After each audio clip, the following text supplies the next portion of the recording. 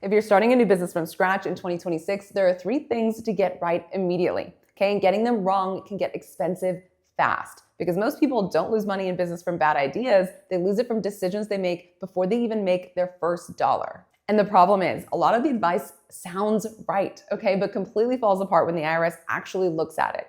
So if you're thinking about starting a business or you just started it, this is what I would do to avoid mistakes that cost people thousands later. And I'm Jasmine DiLucci. I'm a tax attorney, CPA, and enrolled agent. I work in IRS audits, tax controversy, and business structuring every day. And over the past decade, I have reviewed more than 10,000 tax returns across different types of businesses. So the patterns I'm going to show you aren't theory. These are the exact mistakes I see business owners make before they realize anything is wrong. And by the time they come to me, it has already cost them money. By the end of this video, you'll understand 3 things, okay? The setup mistake, why overcomplicating your business structure early usually costs you money instead of saving it. Then we'll talk about the blind spot, where most people lose control of their tax situation without realizing it. And finally, the timing problem, okay? Why a lot of people think they have deductions when they actually don't. Okay, let's start with the setup mistake because this is where people create problems before they even make money, okay? Most people think if I want to save taxes, I need the right structure. Okay, they jump into an S-Corp elections, C-Corps, multiple LLCs across different states because that is what they see online. What people think is happening is more structure equals more tax savings.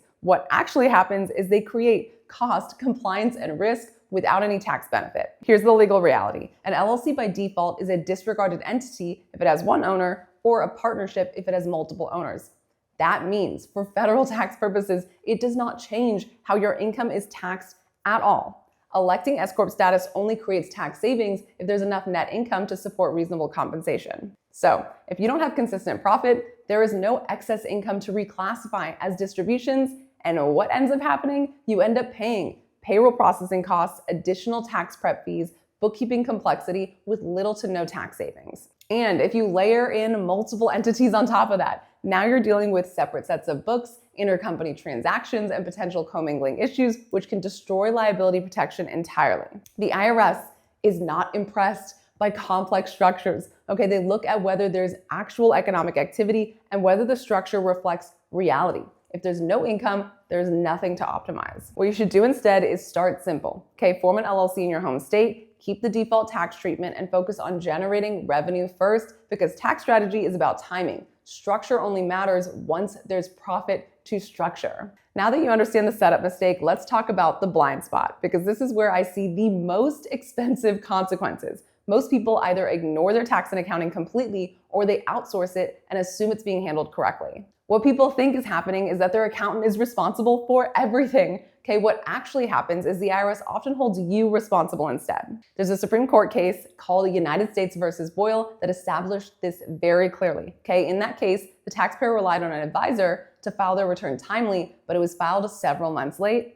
They tried to argue that they shouldn't be penalized because they relied on a professional. The court said no, okay? They said there are certain responsibilities that are non-delegable duties, and that principle shows up in audits every single day. Okay, so when I see situations like income being misreported, deductions being taken without proper substantiation under IRC 274D, or transactions being booked incorrectly, the IRS holds you responsible. And this is where people get hit with additional tax, penalties, interest, sometimes years later. There's also a second layer to this. Okay, tax prep does not require a license. Anyone can prepare a tax return. So if you're working with someone who doesn't understand how income is reported, how deductions are substantiated, or how taxable events are triggered, you're taking on risk without even realizing it. What you should do instead is either hire someone with real expertise or do enough work to understand it yourself, because the most common problems I see are not aggressive strategies. They are basic mistakes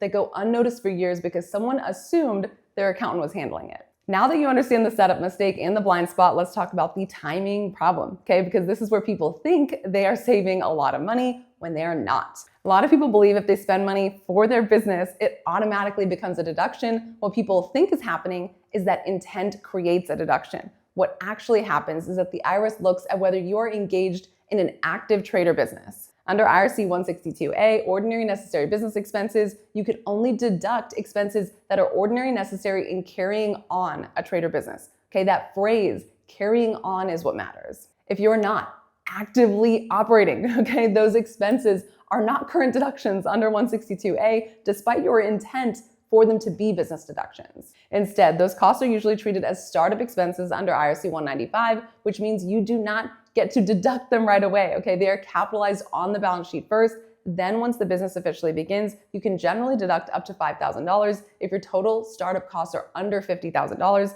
and the rest gets amortized, meaning written off gradually over 15 years. Here's what happens in an IRS audit. They see you running an entity with no income, and that immediately puts your deductions at risk, okay? Now, it is absolutely possible to actively be operating a real business before revenue starts coming in, but the IRS is not going to assume that in your favor. So this is what I tell people, okay? Open a business as soon as possible and document when it happens with third-party support so you can protect your deductions, because once you cross into an active trade or business, your expenses become deductible in real time instead of being delayed, limited, or disallowed entirely. Here's the bottom line, okay? Most business owners aren't losing money because they don't care about taxes. They're losing money because they're focusing on the wrong things. If you keep your structure simple and understand that you, not your accountant, are responsible and actually start operating your business, you avoid the mistakes that cost people thousands. That's the difference between chasing strategies that sound good and making decisions that actually hold up when the IRS looks at them. And if you want more breakdowns like this based on real tax law, not just random opinions, make sure you subscribe.